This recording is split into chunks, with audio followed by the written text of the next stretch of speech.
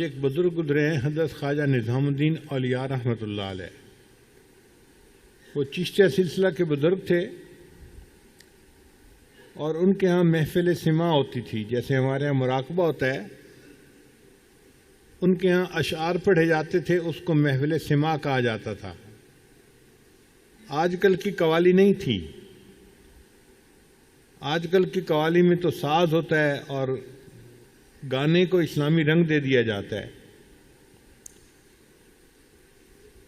वो अच्छी आवाज़ के साथ अल्लाह की मोहब्बत में, नबी इस्लाम की मोहब्बत में अशआर पढ़ते थे, उसको महफिल सिमा कहा जाता था। तो हज़रत ख्वाजा निज़ामुद्दीन औलिया रहमतुल्लाह अलैह कभी कभी वो मजलिस मुनक्किद करवाते थे। हुकूमत की तरफ से एक बड़े आलिम थे, काजी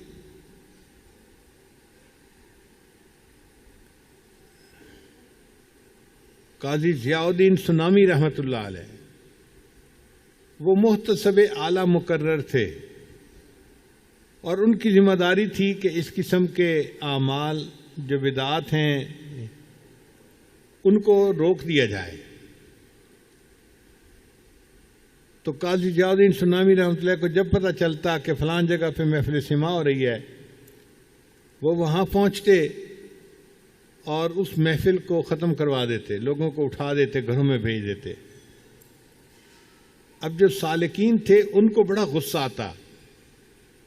हमारे शेख अल्लाह की मोहब्बत बढ़ाने के लिए एक महफिल करवा रहे थे और महफिल इतनी जमी हुई थी और मज़ा आ रहा था, और ये मौलवी साहब आए, ये पता नहीं क्या रफ एंड टफ ज़हनियत रखने वाले हैं, और ये आके कहने लगे कि सब चले जाओ यहाँ से, तो इन्होंने महफिल ख़त्म करवा दी।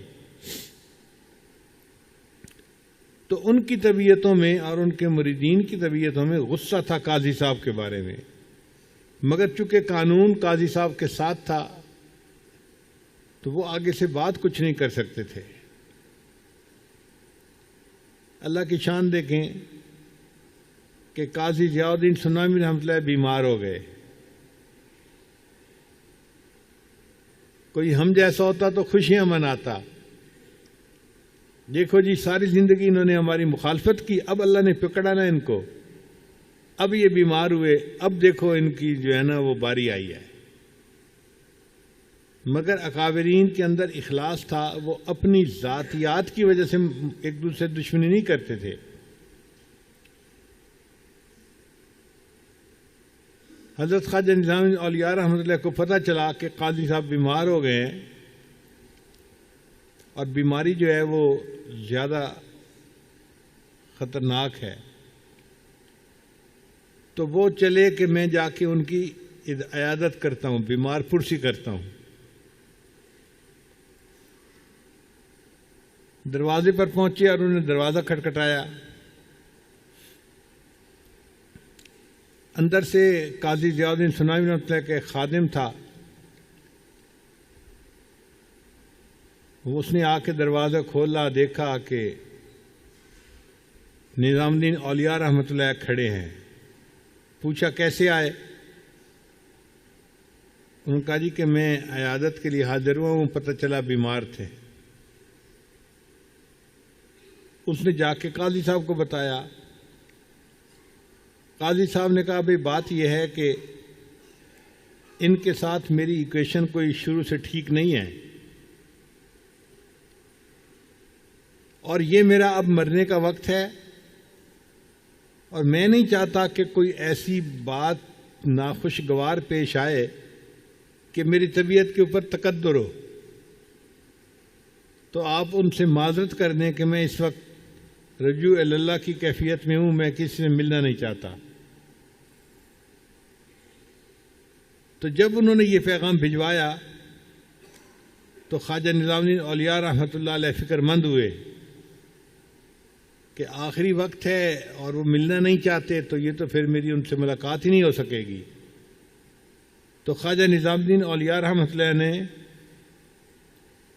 उस खादिम को कहा कि हजरत को जाकर ये कहो